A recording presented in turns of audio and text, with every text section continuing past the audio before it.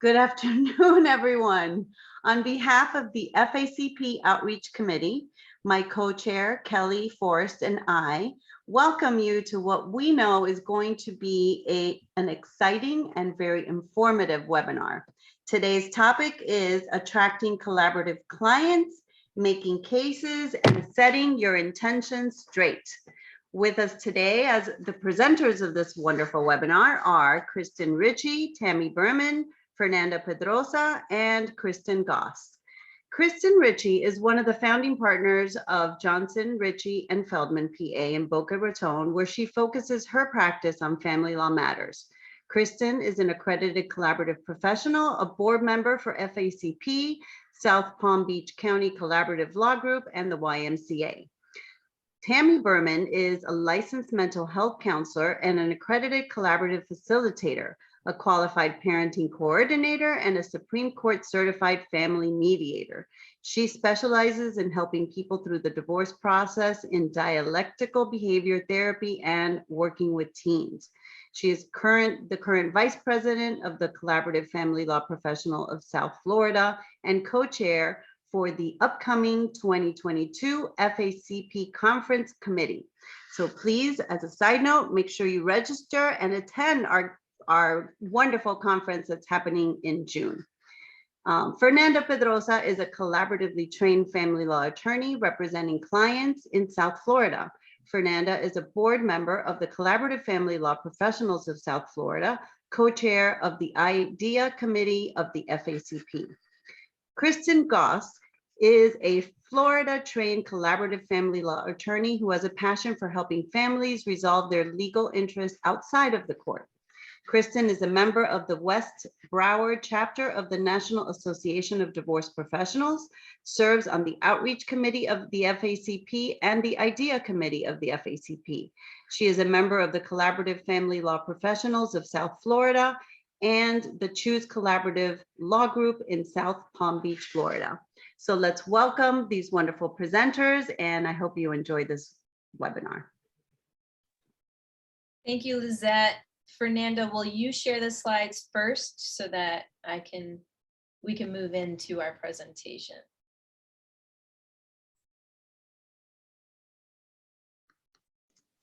Do you see it? Yes. Okay.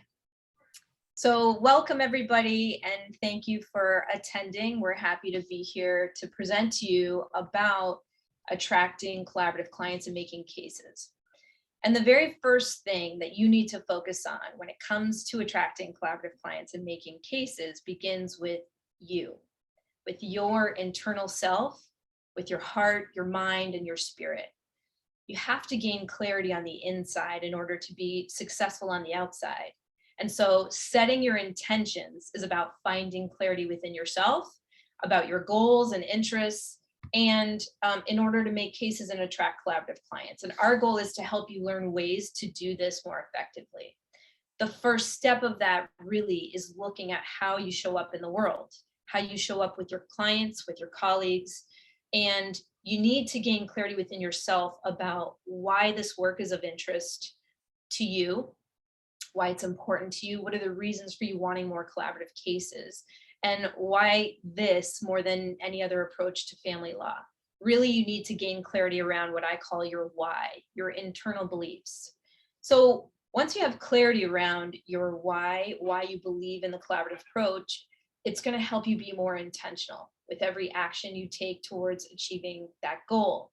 And so setting intentions is about being intentional with every action and interaction we take in an effort to realize our goals. Give me 2 seconds, sorry. To realize our goals of attracting collaborative clients. Setting your intentions is about making a commitment towards a conscientious decision with consideration of your values, your morals, your interests. And oftentimes we act like on autopilot. We're not really paying attention to our behavior, to our action. And so when you're not clear about why you're doing what you're doing, you're not intentional. We are a social species, right? Reciprocation for us is innate. And so people can feel and tell when you have clarity around what you believe in, when, with regards to how you're showing up.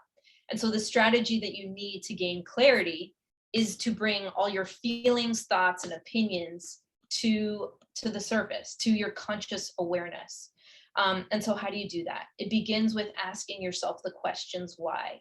Why is the collaborative process important to you? What about it attracts you, attracts you to the collaborative process, attracts your clients to the collaborative process?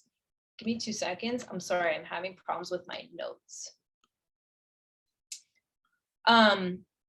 But also I want to say, why is the collaborative process a better option than litigation, right? And it's important that you answer from your own answers, not from, oh gosh, please forgive me.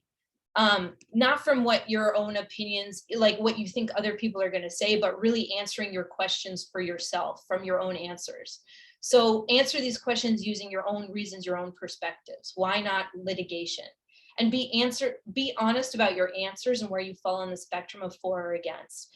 Whether you share the answers that you have with your clients or not, they're going to really feel it from you.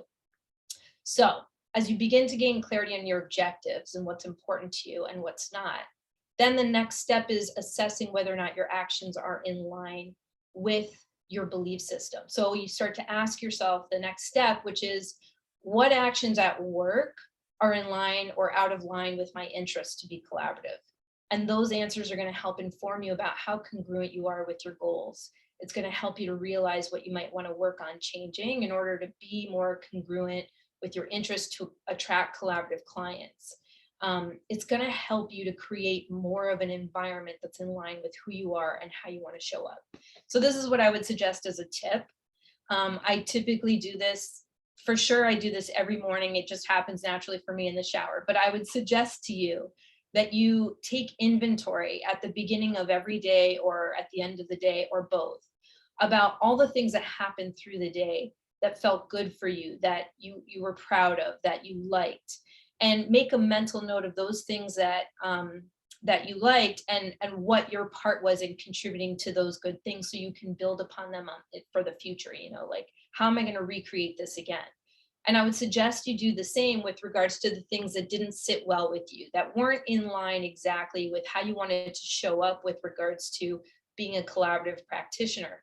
And work on troubleshooting that. Identify how you could tweak that for next time, because I promise you there'll always be a next time in regards to an opportunity about showing up as a collaborative professional. So the way to maintain your focus and have clarity is all about keeping your commitment to yourself in your line of sight always, knowing your why always. And for me, it is my lighthouse. It's the way that I maintain clarity, focus, and staying centered when I interact with colleagues or professionals or clients. And so I would say to you, take time to reflect and remind yourself of your decisions and choices, and always recalibrate to stay in line with the commitment of what you believe in and how you want to show up. So the next slide. Pain is the greatest motivator of change. As a therapist, this is like my own experience in seeing clients, is truly the greatest change that I have witnessed and observed and been a part of is in the midst of great pain. You know, we're just most motivated to change and improve when we're dealing with some painful situation. And we all have our stories and our pain points that direct our behavior. They motivate us to work hard at something, to invest in an effort. And the same is true for doing collaborative work. I think so many of us, and certainly many that I've met along the way, have their story. They have their why as to why they've moved into the collaborative process. Often our journey and the decisions we choose are the solution to the pain that we were exposed to early on or along the way. And it's not always the case, but often personal life experience informs our values, our interests, and the journey that we take. So your why is your story, and it's the thing that propels your journey. It's the reason that you do what you do. The more that you can tie this work to personal life examples, whether from your own history or the history or experiences that you have from your clients, the stronger the emotional experience or the memory or the moment that you can tie to your why, the greater the conviction and the motivational power you're going to bring to the table when you speak about practicing collaboratively. And when you believe in something, you really don't have to sell it. You know, people respond to genuine interaction. They're skeptical and they sense when you're disingenuous and you're not fully on board. And so setting your intentions is really about finding clarity around why you're here doing what you're doing.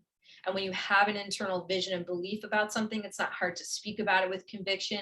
It's not hard to come up with reasons to your clients to engage in the process and deal with different objections that come up. So we've provided you with a handout that is for your benefit to expand, like to facilitate your own personal exploration on your own whys, and to help you gather the emotional moments, the ties to your why. And I hope you take advantage of it and go through the exercise. So the next slide. So what about when you have your own reservations, your reasons why you're not fully bought into the collaborative process? How do you address those legitimate, perhaps, reservations, your internal objections, so that you can be more authentic in attracting collaborative cases? Because like I said before, it's important for you to be authentic and be honest about where you're at. Clients will feel that, they're going to respond to that. So, and then there's no judgment about it, but it's about identifying where you're at and what are all your reasons. And so I suggest that you investigate, first of all your own reasons, where you're at on the spectrum, what you believe in and why, and your different objections, and then start to investigate those reasons, those objections with other professionals. And the purpose is to gain a greater perspective on your thoughts and your experience of what's like where you're at right now. Do others feel the same as you and see things the same as you? And I'm pretty sure you're going to find when you do explore this with other professionals, they're going to be like, oh yeah, been there, done that. I felt the exact same way as you. I know exactly what you're talking about. And this is what I learned along the way. Or they're going to help to possibly expand your perspective and understanding of the challenges that you're facing.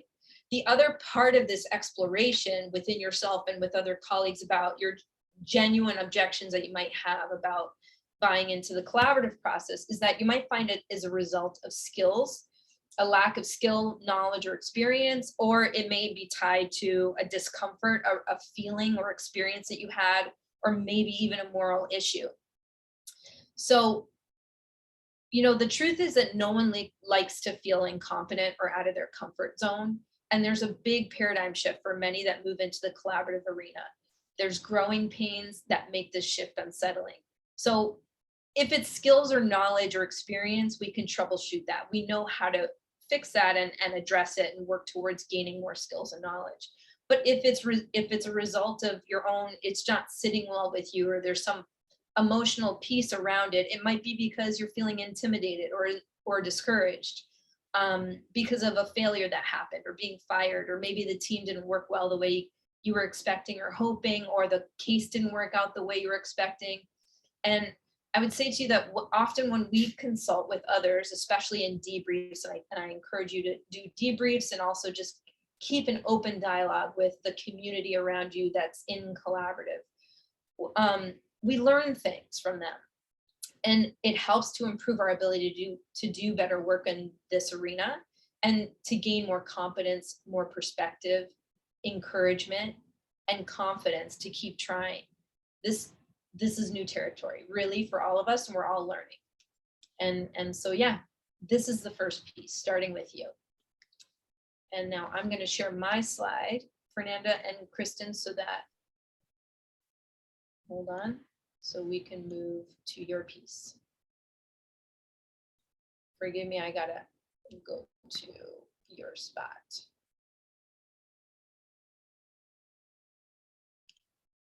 Can you see that okay? Yeah. Okay. So I'm gonna blow it up. There we go. Okay. Is this the correct slide, or am I? Can you go to 7, I believe? This one?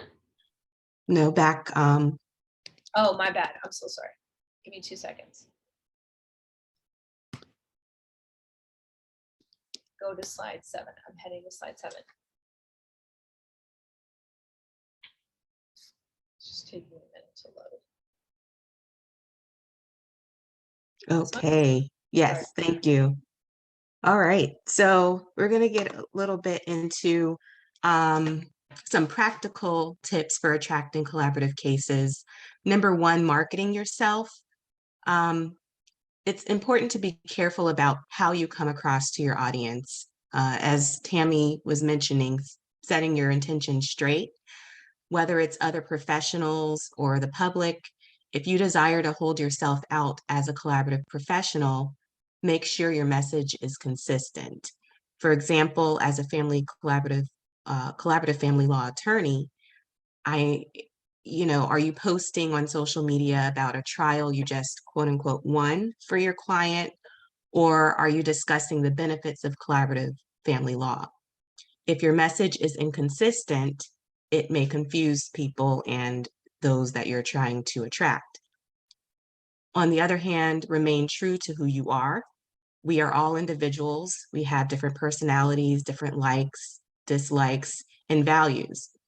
So don't be afraid to let your individuality shine without detracting from the goal of attracting collaborative cases. Be proud of being a collaborative professional. As Tammy said, people pick up on whether you're being true or genuine or not. Bask in the confidence of being a collaborative professional and tell anyone and everyone you connect with that you are a collaborative family law attorney and be proud of it. You can go to the next slide.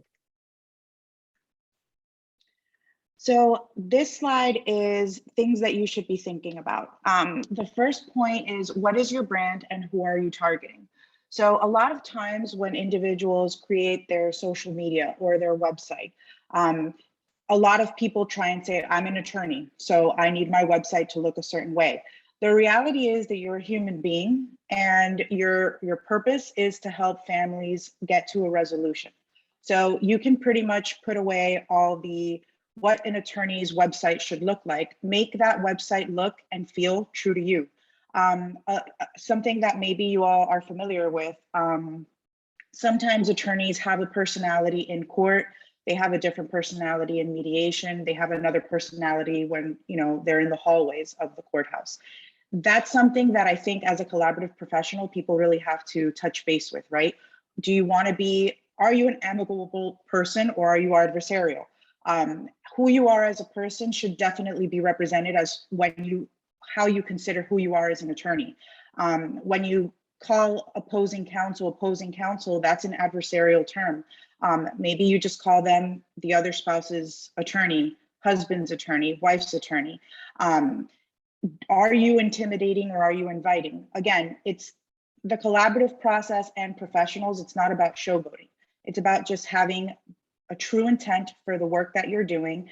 And you don't have to be someone that you're not, and you don't have to pretend to be something to benefit your client. You're truly not benefiting them if you're not being honest to yourself and honest to the profession that you're engaging in. So another point that's important, I think that we all go into this area, or not this area, but family law, making assumptions about the perception of attorneys. And we think, well, it's always been a certain way, so it's always going to be a certain way. That's really not true. You have to be careful, and you want to have your finger on the pulse of society. And if you are open to listening to what's happening, a lot of people are trying to get simple resolutions, cooperative resolutions. They don't want to spend a lot of money on attorneys and litigation. So if you open your ears to that, you'll find that if this is truly something that you want to be involved in, the public is ready and willing to come on that ride with you. It's just a matter of you have to put the product out there so that when they're telling you these things, you can make that connection. Like, yes, I can offer that to you. So ultimately, you want to think about how you're being perceived and how you're putting yourself out there. And if what you want to attract is cooperative families or families that are looking for that cooperation, they can't find it themselves, think about how you're being perceived, and you could become the product that these families are looking for. So, next slide.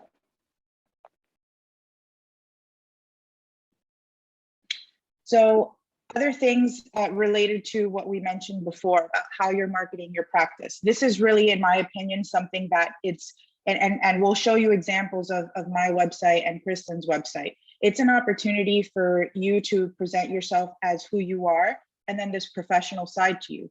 You should, and it's fun, right? Like some people like scrapbooking, some people don't, but if you look at it from that perspective, your website is an opportunity for you to put out there your aesthetic, what energy you're promoting, what words you're using, like I mentioned before.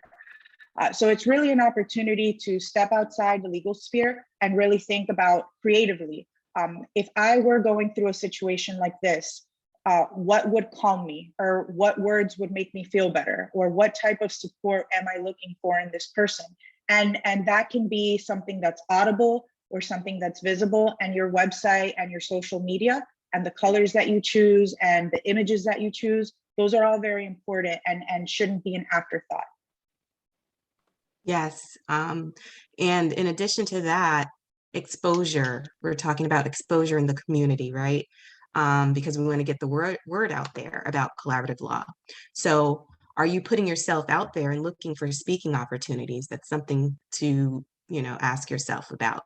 The public is in the dark, and it needs to be educated about the collaborative law and collaborative law process and what it is. Also, have you thought about introducing the idea to other attorneys, whether they're family law attorneys or attorneys in other areas of the law that may be interested in collaborative process and collaborative law? Knowledge is power, and the more we spread the word, the better for our future in doing what we love and earning a decent living. And next slide, please.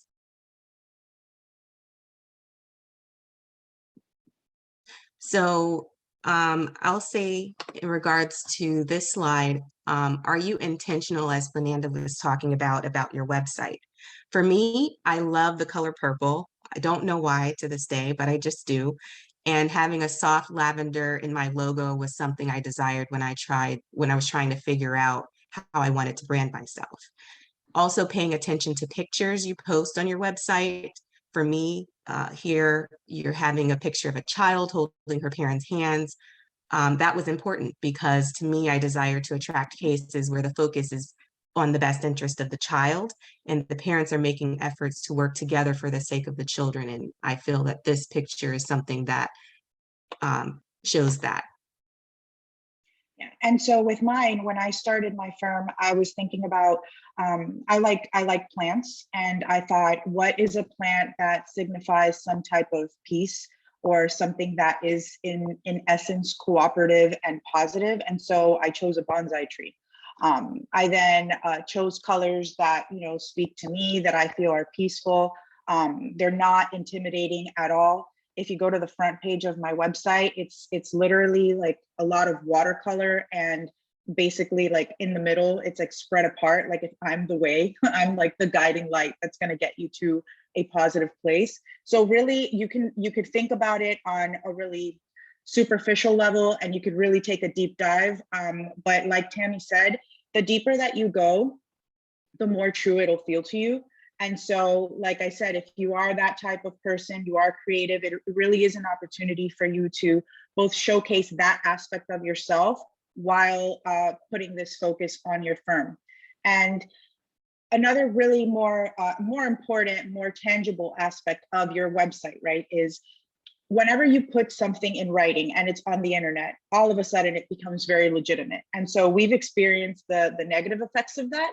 But as professionals, the positive effect is if you talk about collaborative in your website and it's not an afterthought, all of a sudden, any traffic that you have through your website is going to have a really big focus on this thing that you want to focus on. So legitimizing the concept, making it the forefront of your website, if this is truly something that you want to engage in, it's very important. You really want to lean into the type of cases that you want to get. You want to manifest that too. And so it could either be hokey and say that, well, if I put it out there, the universe will bring it back to me, or it could be tangibly, you have several sections on your website that either talk about the collaborative process, that talk about cooperative negotiations, that talk about mediation, that talk about any type of other way that you can help resolve cases that don't involve litigation. So prioritizing that concept on your website, it's pretty much having your website do part of the job for you.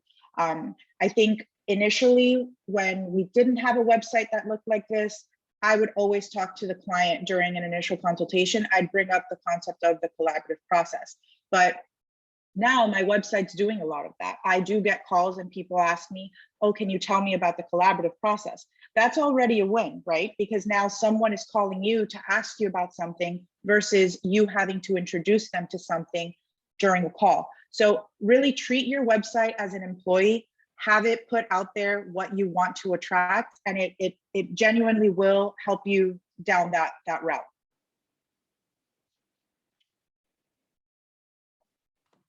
Okay, so I recently developed a love for social media, and I'm kind of smiling because I would have never guessed this. I am an old soul, but we move forward.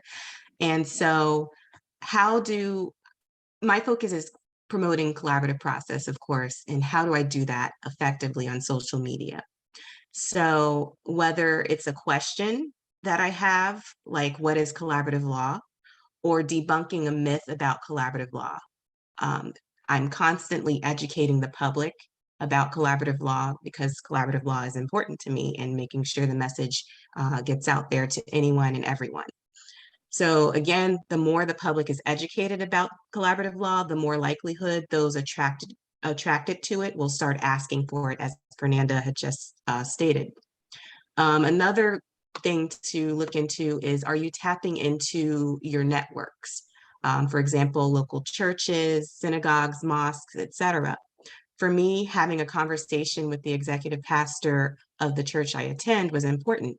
There's already a divorce care class, and so why not have a conversation with him and educate him about collaborative law and the process, and an alternative approach that's respectful, that if divorce is something that happens, it proceeds forward in a positive way for everybody involved. And so that was something that was very important to me.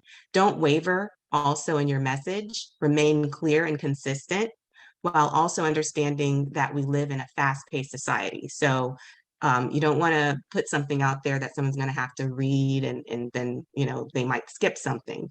So something quick and catchy is always the best approach that I try to use for social media. And to add to that, social media, and you can skip, Tammy, you can go to the next slide, but I just wanted to add, social media is daunting, right? Depending on your personality, like Kristen said, or even the generation, or you may just not even have time. You might be great at it, but you don't have time.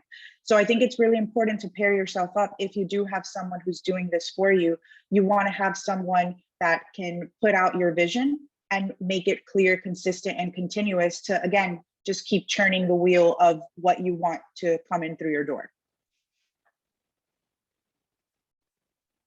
So things to think about. Myself and Kristen will both talk about this, but I think effective networking is really important. And I think part of effective networking is not necessarily, you want to be in groups where you are one of not that many attorneys, but then you also, whenever you have the opportunity to say that you had a case with someone who you felt they weren't collaboratively trained, but they do have a cooperative nature. And if you feel that they would benefit, both they as professionals would benefit from being knowledgeable in this area, and then the actual professional community would benefit from someone like them, then at the end of a successful or not successful case, you really, a traditional case is what I mean, you should invite that person to get collaboratively trained. I've done that maybe like 3 times already with different attorneys that I felt if they just had this knowledge base and these tools, they would be very good at that. So I think that is a form of focused networking. When you are in groups where you're one of the only attorneys, I think it's important not to talk at individuals, right? Like when we're with attorneys, you can talk about how or talk about what, and the attorneys know, because we're all attorneys, you have the same type of dialect when you're speaking about things, so things aren't going over them. But when you're speaking to individuals who are not attorneys, you do want to talk about the how. So you describe how the process happens. You describe how the clients interact, and all of a sudden you're talking about just human interactions that happen to have a legal component, and people are really able to digest that a lot better, and it would help your message be better spread amongst individuals who maybe don't have a legal background. And like Kristen mentioned, speaking to people that, you know, not normal networking groups, but schools, counselors, synagogues, private schools, even HR departments, that would allow for the concept of collaborative to really permeate across society, not just in little pockets.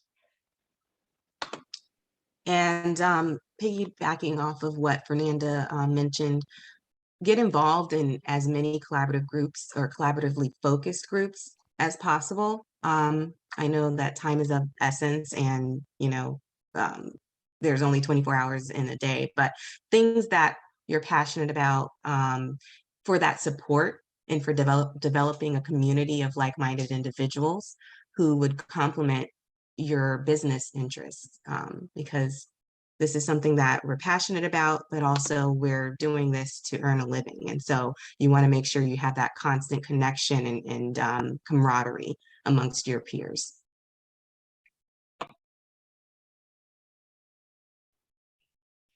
All right.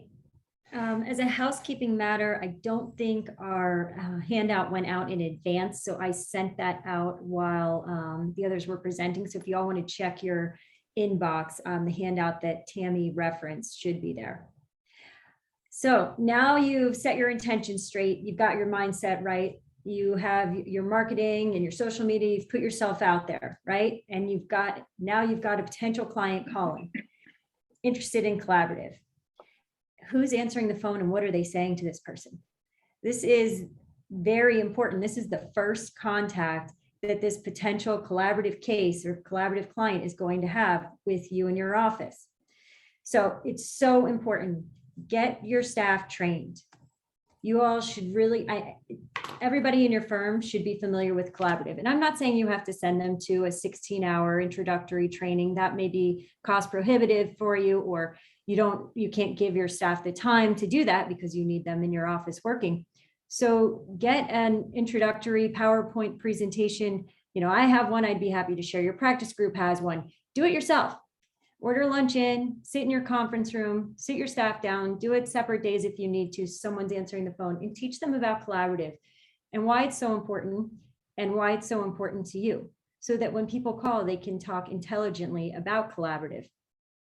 Then you've trained yourself, right? This is a benefit for both you and your staff. Now you've practiced this intro training. So take it on the road, like Kristen and Fernanda were talking about. You know, go present at your local chamber of commerce, present at your networking groups, spread the word.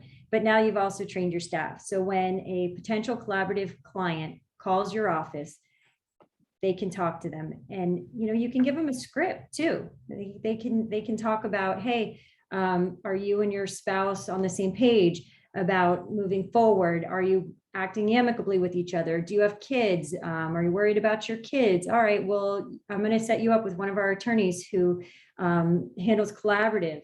And you may want to think about doing this alternative dispute resolution process where it's out of court, where we keep everything confidential, where we focus on your family and what's right and equitable and fair. The other thing I like to do in my office is when we set up a new consult, we send out a template email. So if somebody's coming into the office, it has a picture of my building, it has directions. If we're doing a Zoom conference, it has the Zoom link, phone, it has instructions for who's calling who. But if this is a potential collaborative case, we put in the links to the website, right? My practice groups choose collaborative or FACP or FACP website, so they can get some more information and study it themselves when they come in. All right, we can move on, Tammy. All right, initial consults. I have a limited amount of time to teach you the Pauline Tesler method. Many of you are familiar with. If you have not taken a day-long workshop with Pauline, I highly recommend it. Find videos. Pauline changed my collaborative practice dramatically. I started practicing collaboratively in 2016, meaning I got involved. I did introductory, advanced training, got as involved as I could in my practice group, and I had 0 cases. I was still very excited about it. My why was there, but what was I doing? Why was I not attracting cases and clients? I took Pauline's workshop in 2019 when she came to Boca. I've had in excess of 25 cases since that time. It has just, it set my entire collaborative career on the right path. So what did Pauline teach us? Don't talk about the law in initial consults. It doesn't have a place there. Now, whether the law has a place in your collaborative matter as a whole is a big topic of discussion and debate that, you know, is better saved for another day. But in your initial consults, you need to sit down, and the first thing I do is I thank them for coming in and I say, how can I help you? What's going on? And then I listen. I let them talk. I don't start throwing, you know, statutes or legal opinions at them. I just sit and listen. I think the initial consult is about building a relationship more than it is about educating on the law or what's going to happen. Really, you need to be thinking about what their hopes and fears are, finding that from what they're telling you about the history and where they are. So I have an initial consult sheet that has all my questions that I must ask. And on the second page, it has had a chart. I don't know if you guys can see it, but it used to say assets and liabilities. I've crossed it out. Now it's hopes and fears. I list what their hopes are and what their fears are. I'm not suggesting that if they ask you a pointed legal question that you just ignore it or brush it off or anything like that. But there's certainly a way you can address it and bring it back to the collaborative process. So for instance, somebody comes in, how much alimony am I in for, right? We hear that all the time. Well, you know, instead of listing the 10 factors located in 61.08 and trying to do some sort of analysis of need and ability when you don't even have any financial documentation in front of you and really don't have the information you need to provide that analysis, maybe say, you know, alimony is about need and ability to pay. And in the collaborative process, you're going to have a team supporting you that includes a financial neutral, somebody who's here that's an expert, that's going to provide an opinion about the alimony, that's going to be fair and equitable for you and your spouse. And if there are children involved, to take them into consideration as well. What about when somebody comes in and says, I've been the primary caretaker of my kids. He doesn't know what he's doing. He would never be able to get them to their doctor's appointments or signed up for summer camp if he had any idea how much paperwork was involved. I need majority custody of my kids. But I understand the courts have a presumption of 50-50. How can we get majority custody? You know, instead of listing the 20 factors in 61.13 and saying, oh, there is no presumption, but the courts are more likely to do 50-50, even if he hasn't been involved, he'll step up now. Why don't we talk about the mental health professional? We're going to have a settlement facilitator here, somebody who's got a mental health background, who sometimes specializes in children's issues and will be there to think about the best interests of the children. So if a differing parenting plan than a 50-50 arrangement is best for your family, you guys can craft that in the collaborative process. You can craft a specific customized parenting plan outside of any sort of default that some judge who has his mind set on 50-50 might have, and bring it back to the benefits of the team and the support, and especially that mental health professional helping with co-parenting skills and communication skills.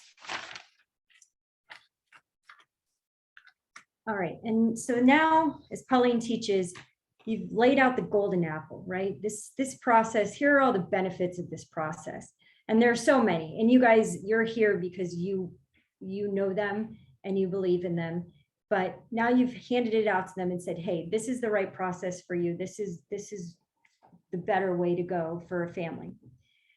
But now we pivot. She calls it the pivot. I'm not sure if you're ready for it. You know, it's not the right process for everybody. You're really going to have to make commitments. Can you commit to being in the same room as your spouse or the same virtual room as your spouse and really listen to your spouse? Can you commit to doing what's in the best interest of your children despite any resentment that you have for your spouse? Can you commit to really thinking about your underlying goals and interests and not about entitlement and positions? Can you commit to providing documentation transparently, efficiently during the time frame that we've given you? And you can think of your own that you've got to make these people commit to think that, hey, this is not going to be an easy process necessarily. It's a better process, but you've got to be ready for it. And then now that you've handed out the golden apple and you've pivoted, I'm not sure though that you're ready for this. Now they want it, right? Everybody wants what they can't have. So this really helps you in selling the case without even the party knowing it. Some other things that you can talk to your PNC, your potential client, collaborative client about is the cost efficiency. And I think this one's on the next slide, Tammy, if you want to move it. Right, a lot of times you get the objection, this is going to cost too much. Why do I need 4 professionals? Well, my answer to that with regard to the financial neutral is quite simple. I mean, the financial neutral is more qualified to do the financial discovery than me or the other attorney is. Usually has a lower hourly rate than your attorney. If we don't have the financial neutral, I'm going to be gathering a bunch of financial documents for my client. The other attorney is going to be gathering the financial documentation. We've got to review it. Then we've got to exchange it. Then we've got to review what the other one has done because neither one of us is as qualified as a financial neutral to do the work in the first place. And now we've just billed you twice pretty much for the same work. You have a financial neutral who's there to do what's equitable, what's right, and is more experienced and the expert in the field, gathers the documentation once, analyzes it once. I don't sit and nitpick my financial neutral's work. I get an equitable distribution chart. I get alimony scenarios, and we go from there. I don't go through the tracing again. So the efficiency with that financial neutral is key. And same thing with the settlement facilitator. Tammy and I have a case where right now, where if I had to deal with listening to my client and all of the issues he has with his wife and the other attorney and then us, we get caught in it. It's hard sometimes. And Tammy has to step in and tell us to stop because we start going back and forth. Well, he said she did that and she said he did. And then it's like, okay, Tammy, you just go. And she handles the situation so much more efficiently, so much more competently because it's hard. No matter how many cases you've had and how experienced you are, it's hard sometimes to not slip back into your adversarial role when you hear this from your client and you hear the other side. So again, the efficiency and the qualification. I mean, I won't do a case without the mental health professional. All right, I think we can move to the next slide. All right, so now you've got your party on board and they are ready to move forward with the collaborative process. They've made commitments to you. How do you get the other spouse to also participate in the collaborative process? I have an invitation letter. I'm happy to share with anyone who doesn't have one. Some of you on this call, our presentation, have received it from me. The invitation letter lists the benefits of the collaborative process, and then it lists the negatives of the litigated process. And at the end of it, I give the other spouse the name and number of some other collaborative attorneys, a deadline to speak to that attorney and get back to me, because we're not going to sit forever and wait for the spouse to take action. I also list the website, so if they don't want to take my suggestion of practitioners, then they can go to the website and locate their own professional. Sometimes the other party doesn't want to hear it from you, right? Why would I trust your attorney to tell me who to go to? So then in that instance, I would suggest sending them to either a financial neutral that you like to work with or to one of the mental health professionals. I would gauge whichever issue you think is most pressing on the other spouse's mind. Like if it's somebody who's really worked up about the finances, send them over to a financial neutral to speak about the benefits of collaborative. If it's somebody really worked up about the kids issue, send them over to the settlement facilitator. KG and Fernanda, you guys can speak to this. You guys have on your websites, right? Yeah, so on my website, the collaborative process page, actually at the bottom, I call it like the tri-network collaborative professionals. Basically, depending on whatever county you're in, I list individuals that I've worked with before in each county in each field, whether it's a facilitator, a neutral financial, or another attorney. And then if my list is insufficient, then I link all 3 practice groups. So anyone, I'm basically marketing for anyone and everyone who is located in these practice groups or who I've worked with before. And to me, that just goes back to collaborative is not competitive, it's cooperative and collaborative. So the more cases are out there, the more likely that you are to get a case back. If you have a good experience, again, your website is a free range for you to market yourself and what you want to be more popular. So adding that again legitimizes the fact that you've had cases with other professionals. And then even if no one wants to choose any of the ones you've worked with before, then you're linking it to this other neutral source where there are a vast majority of professionals. And a question that I get often is, well, when I looked for a family law attorney and I spoke to one, they didn't tell me about this. You know, is it really prevalent? And then I always tell them, not all attorneys have a vested interest in this being the way that cases go, and that can be its own presentation as well. But I do tell the client, the potential client, once you find one of us, you'll just find all of us, right? Because that's why it's important being a part of the collaborative community. If you know me and you go on my website, I'm giving you access to all the professionals in 3 counties in South Florida, and there's hundreds of them. So I think it's really important to, you know, serve as that almost a referral base in a very unconnected way, just for purposes of promoting the process and helping convince the other spouse or the other parent involved in the case. Great. And then another option would be to have a joint meeting, you know, if the other spouse is willing to have a telephone call with you or sit down with you. And, you know, I always have the other spouse sign off saying that I'm not giving any legal advice, but I'm just going to have a meeting to talk about the process and the benefits and who you might want to talk to move forward.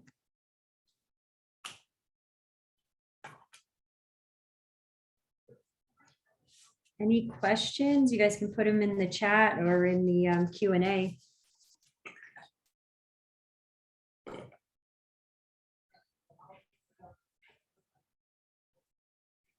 Also, any comments are welcome too. We can have an open discussion.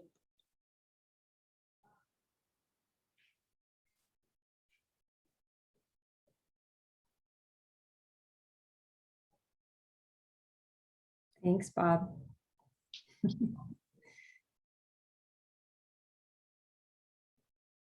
Okay, Tanya, thank you so much. We're done actually. So if there's no other questions or comments. Do you share Oh. with potential clients the FACP survey stats about cost, success, duration? Absolutely. Yes, great question. That's a huge help. I love to say, I sit on the FACP board and we collect data at the end confidentially of all cases. And yes, absolutely, you know, 30% of them end in less than 3 months, another 30% in between 3 and 6 months, only 5% take more than 12 months. Yes, absolutely. I mean, when I'm speaking about a case and I'm dealing with different objections or questions from clients, I absolutely comment, because it comes up about, you know, that question pointedly comes up about how many cases resolve in a collaborative process in comparison, like what's the, you know, and also for me, a selling point is, from what I know, I think 95% of cases resolve out of court, period. And so the reality of litigation is almost like, why are you going down that road when the statistics are so glaringly evident? So that's something I say.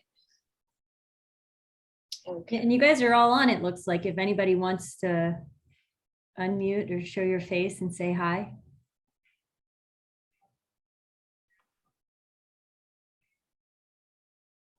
How do you show your face?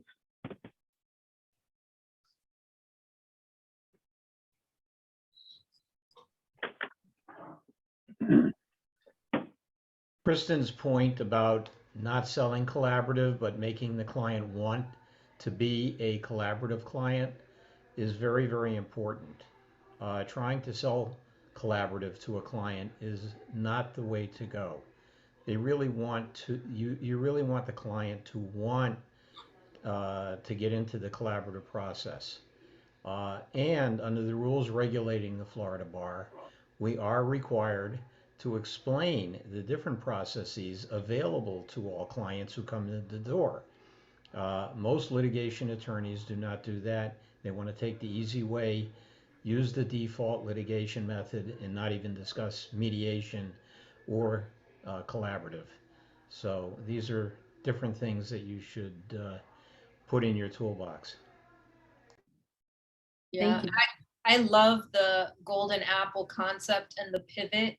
And the way I see that as I hear you say it, it's the second time I'm hearing it because I saw the webinar with Polly and I thought it was amazing. And I asked Brittany for a copy of it, is that you are from the outset reframing and managing expectations of a client of, you know, this is what I can offer you. This is my part, but then you have to put in your part if you want it. And you've already talked about all the benefits of collaborative and why you want it, but it's not, this is not being handed to you on a silver platter. This is a two-way street. This is a collaborative effort between you and your client as well. I love that piece about the golden apple. Right. She says we can't want it more than the parties do, right? It's so fascinating for me. I just have to comment to all of you as a mental health moving into the world of law is that so many of these concepts are very fundamental to how we as mental health approach clients in terms of the intake and not being a listener and really truly trying to understand where the client is at, what their concerns are, what their interests are, so that you're building a relationship in doing that, which is very powerful. The rapport that you need to work as an ally with a client moving into any process is the relationship. It's the power of it's going to speak to your success. So that's a big one that I love. And there was another one, but I lost my train of thought. But, you know, there's a lot of movement into, you know, we're kind of like coming together in our approach to people, to relationships, really. So it's great. Love it. Thank you, Karina.